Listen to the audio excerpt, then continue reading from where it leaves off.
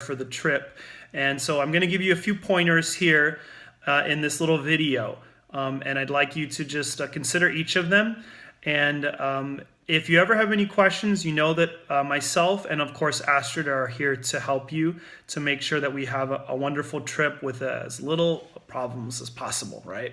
So the first thing that I want to bring up is vaccinations. I know that we had some discussion about that before, and actually there are no major vaccinations that are going to be needed.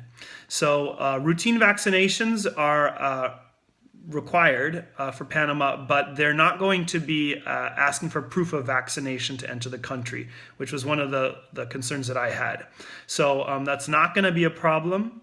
But you should have routine vaccinations because, of course, there are some diseases present in the country that are more prevalent there than in the United States. The one disease that your doctor will probably recommend that you take a preventative attempt to stop will be malaria. So it'll be good to have mosquito repellent while we're in Panama. But in addition to that, there is a pill that you can take for malaria. So I recommend that you speak to your doctor now to start considering that. You can check out some info about what we're talking about here, vaccinations and disease and all. Our government has a website, and I'm going to show you the website right here,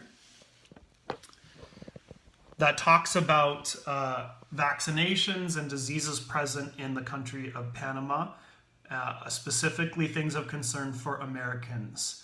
So this is the website, cdc.gov, and on this website, it has a page for Panama with all different info on the vaccinations and any kind of risk of disease there. Here's for malaria. So that's one thing that you can take care of by a pill. So check that out at your convenience, cdc.gov. You can Google about Panama vaccinations for travel, and that website is like the first one that comes up.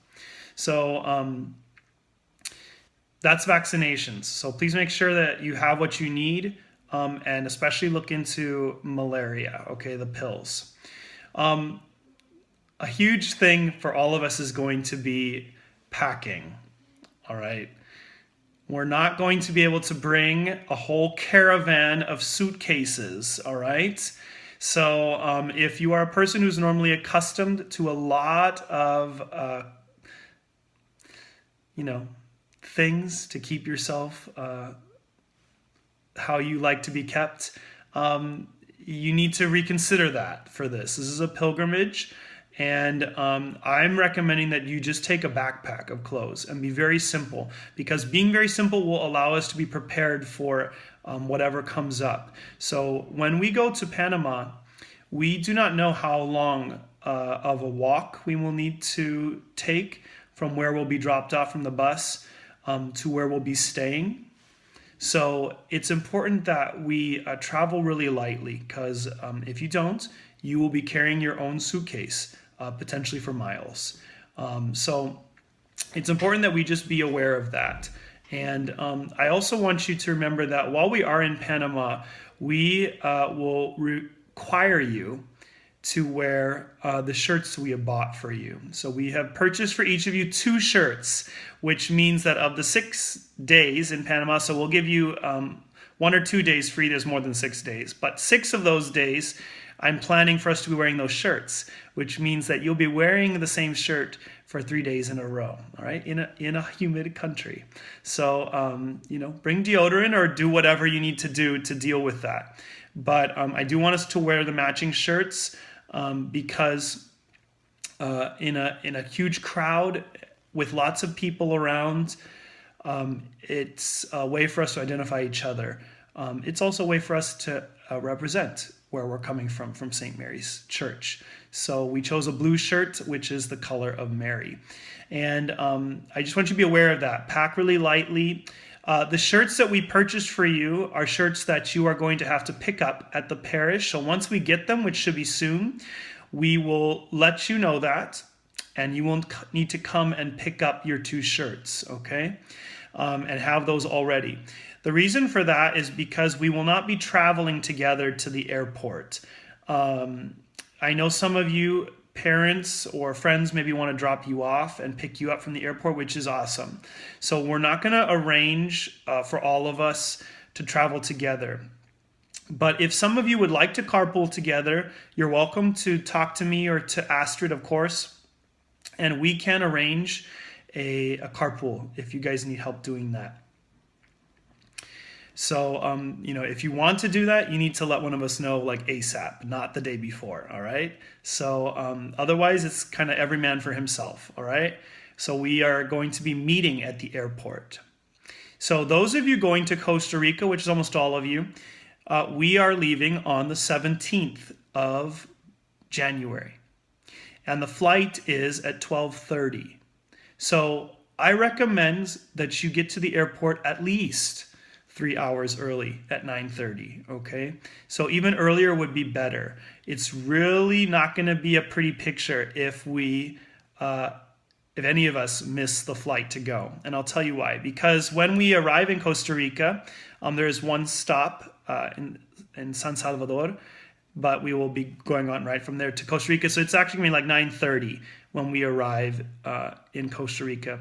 But we're not staying in the capital of Costa Rica where the airport is, unfortunately. Unfortunately, we had to arrange it so that when we arrive, we are going to exit the airport and get on a bus and go directly from the airport for a couple-hour drive to the city of Jaco, which is on the beach, so that we can, the next day, be able to look at the famous national park there. So that means that if you were to miss, for any reason, the flight from LAX, you would not only be responsible for whatever that means for your flight, but you would be responsible for a taxi ride from San Jose to the beach, which will be very, very expensive, just so you know. So get there really early. It'll be much better if we all got there really early and then, have breakfast in the airport or whatever, get everything done, okay? So let's plan for that really early on the 17th.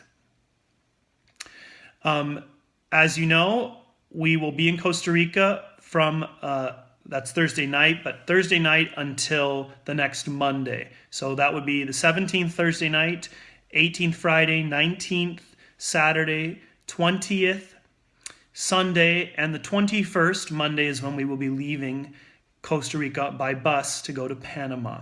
And it will be the evening of the 21st, that Monday, or Tuesday morning, when the couple of you who are joining us after Costa Rica would need to arrive, okay? And so you'll need to have some kind of way, cell phone or something, a way of contacting us, because we don't know exactly where we'll be in the city of Panama, okay? So that you can find us. So the 22nd is when World Youth Day begins. It's a Monday, and we will be in Panama City. We don't know exactly what our accommodations will be yet, but we do have accommodations through the World Youth Day organization. And those accommodations could be staying in people's houses, so we'd be spread out. It could be all together in a gymnasium. It could even be tents that they would set up. So there's a potential for a need for a sleeping, not just sleeping bag, something to sleep on, like a little blow up, little mattress or something, a yoga mat, whatever you can sleep on. But hopefully we will know that ahead and be able to let you know. So Panama is from Tuesday till Sunday. Sunday's the closing ceremony of World Youth Day. And then Monday, the 28th, we will have a free day in Panama. So that is a day that we will also have all of our luggage possibly with us. All right, because that afternoon we will be moving to a hotel. But in the daytime we might not, we'll have to see if we can put our luggage there. We depart from Panama on Tuesday the 29th, and we will be back in LA, I think, around 9 p.m. So again, we can do a carpooling from here, or we can, all go our separate ways from there. So the last thing I think that's important for you to know is money to take. So I recommend that you take $200 at least.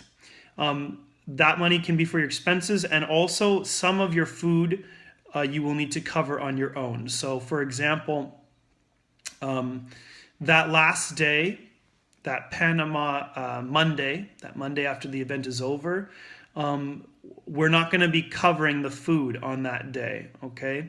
So you'll need to buy your own little snack food or whatever, things that can be cheap or whatever, for you to take. The extra money from the Panama account that we've raised, will pay for a few meals, a couple meals in Costa Rica, and probably 1 or 2 meals in Panama. But most of Panama's meals are covered already by the registration through the World Youth Day Organization.